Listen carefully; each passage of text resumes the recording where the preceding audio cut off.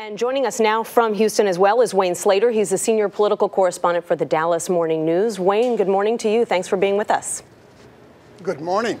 So this event is called The Response, and the speakers are kind of a motley crew, which I think is what has caused most of the controversy here. Do you think it's fair that Governor Perry is getting a lot of flack for this? Look, it's his event. He conceived of it. He's convening it. The people who are associated with it in one way or the other, many of them have exotic religious views, so it's perfectly fair to attribute some of this to Rick Perry. On the other hand, he said rightly he doesn't share the same religious views of everybody associated with this, and that everybody can agree, he says, on the commitment to prayer, at least almost everybody. Now, I know that his office, in the wake of all this controversy, has been trying to figure out exactly how much involvement he's going to have in this prayer meeting today.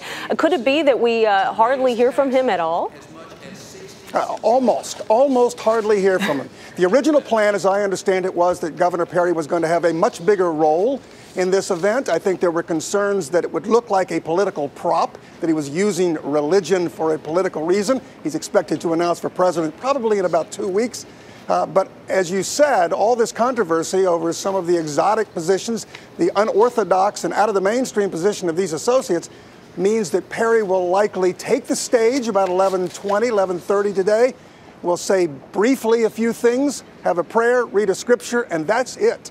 Right. I believe one of the people who's sharing the stage with him today has called Oprah Winfrey a pastor of the harlot of Babylon. There are some political strategists on the Republican side who have said, you know, he really ought to be focusing on his fiscally conservative credentials rather than his socially conservative credentials. Do you think that he's perhaps focusing on a constituency that he might already have locked up? Well, he doesn't necessarily have it locked up, but it's a constituency he needs. The conservative, white conservative, Protestant, evangelical, born-again Christians in Iowa and South Carolina represent in those caucus and primary states 60% of the early vote. So he wants to focus on these so that he gets these votes from someone popular in the party, Michelle Bachmann. So what he's really doing is sending a dog whistle, saying, I'm one of you, to these Christian conservatives who will be crucial.